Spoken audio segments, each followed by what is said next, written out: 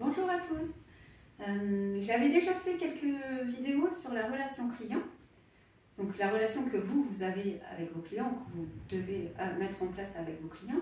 Mais là, j'aimerais vous parler de l'inverse. C'est la relation que vos clients ont avec vous. Donc la relation que vous allez créer avec votre client, ça passe évidemment par l'accueil. Là, je ne vais peut-être pas m'étendre là-dessus, mais bon, l'idée c'est de vous mettre à la place de votre client. Donc effectivement, il y a l'accueil quand même. Ça, on ne va pas se mentir, c'est la base. Mais il y a d'autres choses auxquelles on ne pense pas forcément.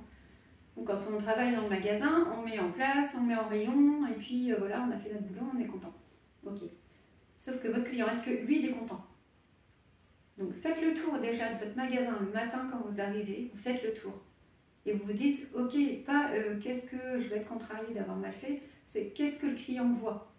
Souvent, moi, la première chose que je vois quand j'arrive dans un magasin, c'est la propreté. C'est tout bête.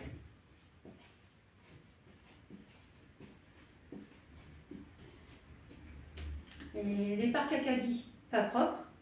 Les feuilles mortes dans la porte d'entrée. La vitrine, pas nettoyée. Rien que ça, déjà, l'image de votre client, enfin que le client a de vous, elle diminue. Dites-vous que vous partez avec un 100% quand il ne vous connaît pas, qu'il n'est jamais venu. Là, vous perdez des points. C'est un peu comme un jeu vidéo. La première chose. Deuxième chose, le visuel. Est-ce que votre magasin est rempli? Parce que si votre magasin, vous avez 1000 m² de surface, vous avez un produit de chaque ou des rayons vides, visuellement, ça ne le fait pas. Alors, on peut comprendre qu'on ne peut pas remplir 1000 m², bah ok, mais il y a des solutions pour ça. Je ne vais pas développer ici, mais il y a plein de solutions pour faire en sorte que votre magasin soit plein sans prendre de la marchandise que vous allez jeter derrière. Donc ça, c'est le visuel. Ensuite, dernière chose, c'est le merchandising. Voilà.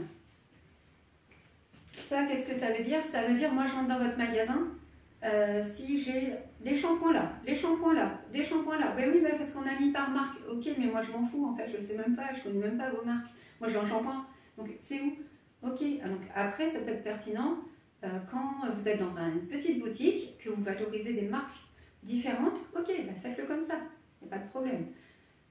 Par contre, il faut que le client se retrouve. Donc, soit vous êtes là pour l'aiguiller, soit vous faites en sorte qu'il trouve ce qu'il veut sans avoir besoin de vous. Mais vous ne pouvez pas faire les deux. Voilà.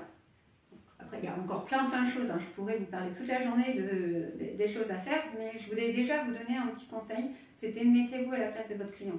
Si vous êtes un client, vous ne connaissez pas votre boutique, comment vous allez être reçu, comment vous allez trouver ce que vous cherchez et comment vous allez percevoir d'une façon générale la boutique. Alors, c'est valable aussi pour d'autres boulots, c'est valable chez coiffeur, peu importe, restaurant. Là, je vous parle des commerçants parce que c'était mon métier. Voilà. Mais c'est transposable dans plein d'autres domaines, même perso. Voilà. Bon, ben, je vous dis à bientôt.